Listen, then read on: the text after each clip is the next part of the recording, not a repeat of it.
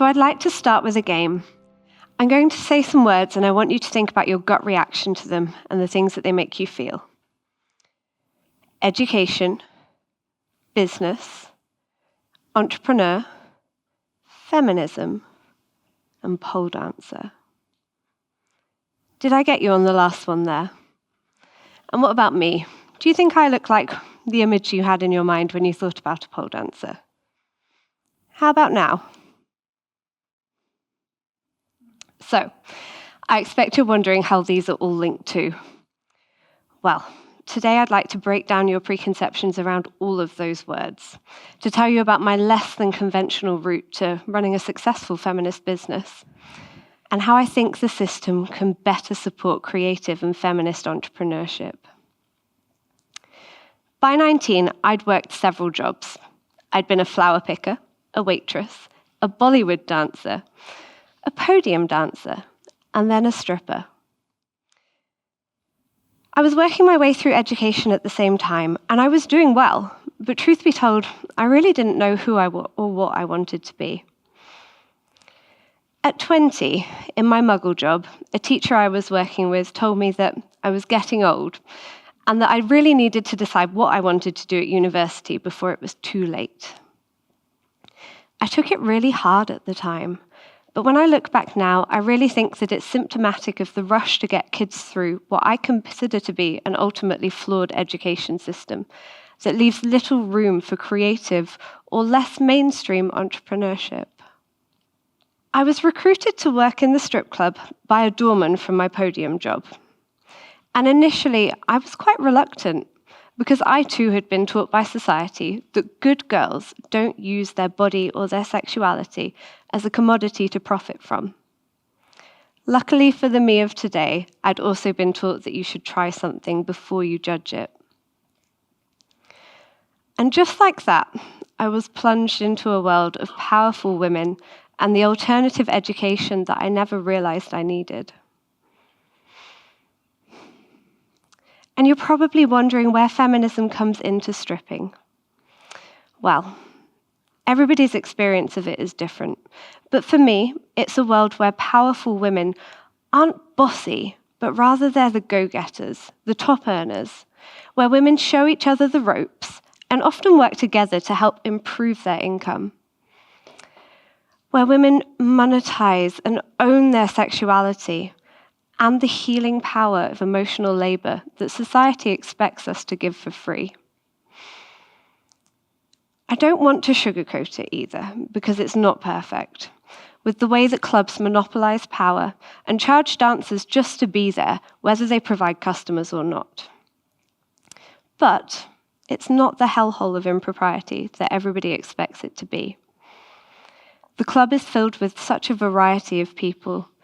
Dancers can be anything at all. They could be your next door neighbor. They could be a business person. They could be somebody who has a regular job but needs a secondary income.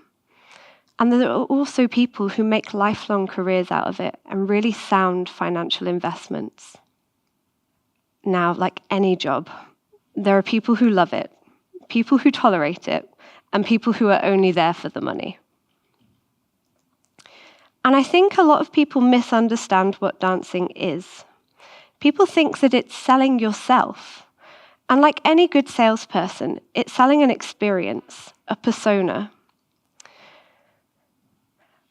And while some people want the instant gratification of seeing a naked body and to objectify somebody, the majority want to feel seen, heard, and understood. And they return that in validation and respect. I've worked with people who told me that I was too fat, too short, too imperfect. But I've also worked with people who went away and developed successful businesses and came back to celebrate with me. I've supported people who've returned from war zones who just needed somebody to cry with who wouldn't judge them. And mine isn't the only story like this. Ultimately, sex work is about a hell of a lot more than just sex.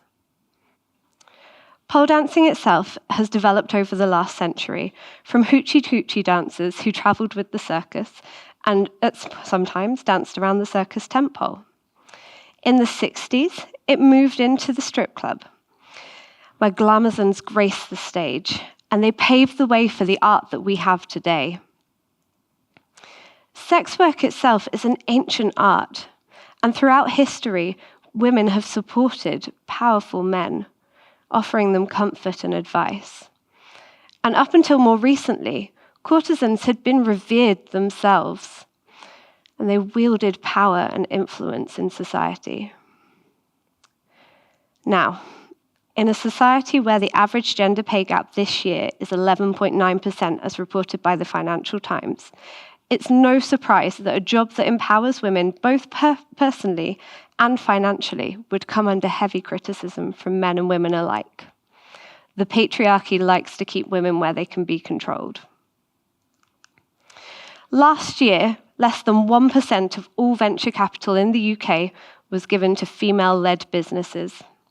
89% was given to male-led businesses, and 10% were given to mixed. Let that sink in for a minute. That difference is huge.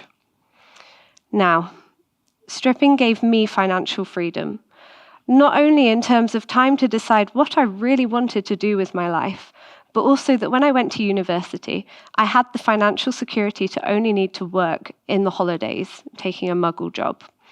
And this meant that I could really absorb myself in my self-development. And while some would argue that I'd sold my body to fund my progress, ultimately, I still belong to myself, and I always will. And when you look at it more closely, every job requires you to sell a little piece of yourself, right from entry level up to being a CEO. And there's no reason for sex work to be considered any differently. I was talking about this recently with Stacey Clare, otherwise known as the ethical stripper, and she pointed me in the direction of research done by Professor Naila Kabir, which shows that when women gain financial independence, everybody benefits. Literally, when women are given financial independence, the economy grows. And that relationship doesn't work in reverse. And this is why it's so important, I feel, for us to redress the balance, not just in education, but in terms of funding, so that female and creative entrepreneurship is better supported. I was really jaded by the idea of working in the NHS after my degree. And so I accidentally started a business. I'd never expected to. And I combined the skills that I'd learnt in the club with the skills that I'd learnt in my occupational therapy degree in terms of holistic care.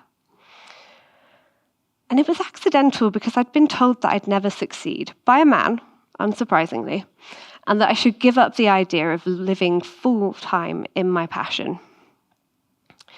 Stripping gave me the foundation for a business bigger than I could ever have imagined. Not only did I learn the foundational pole skills that I need to teach, but these smart, intelligent, and beautiful women taught me how to run a successful business.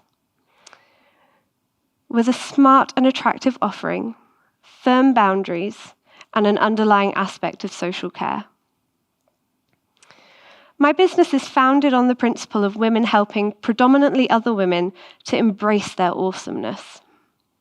I don't just teach people to pole dance. I teach them to break free from the rules and roles that society tells us we should conform to. And in a society like this, it's a revolutionary act to love yourself. I have a full range of students, from doctors, teachers, nurses, students, and even sex workers. We have students from their teens right up to their 60s and beyond. And I know that we've helped so many people learn to love themselves better because we provide a space that's inclusive and body positive, that encourages everybody to celebrate their authenticity, their individualness, and their sexuality in whatever way feels right for them. So, there's 3 things that I learned from sex work that I think everybody could benefit from. The first is that everyone has beauty. Whether you see it in yourself or not, you don't need to be perfect to be beautiful. And it's more than just the representations of beauty that we see in the media.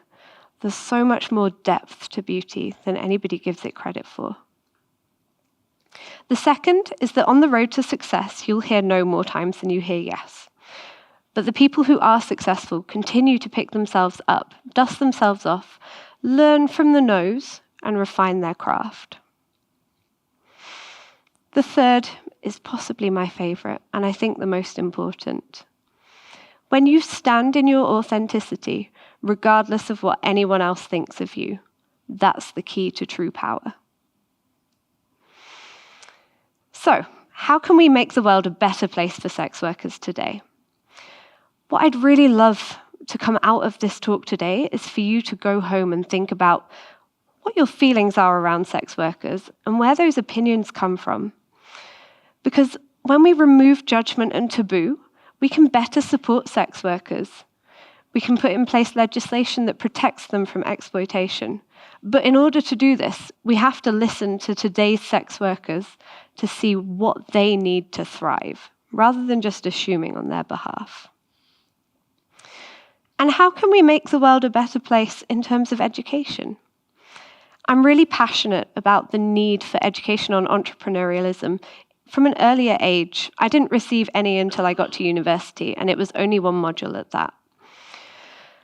So I think that it would really benefit everybody to learn more about financial management, taxes, running a team, the psychology behind advertising, and all the things you need to know to run a successful business. And not only will this benefit entrepreneurs, but it will also help for the workforce to develop, so people within businesses will be smarter and better informed. And this can only benefit everybody. And more than that, I don't believe that we should be squishing people into this cookie-cutter idea of education or a job description, when people have so much creative potential, and this could make all the difference for future innovators.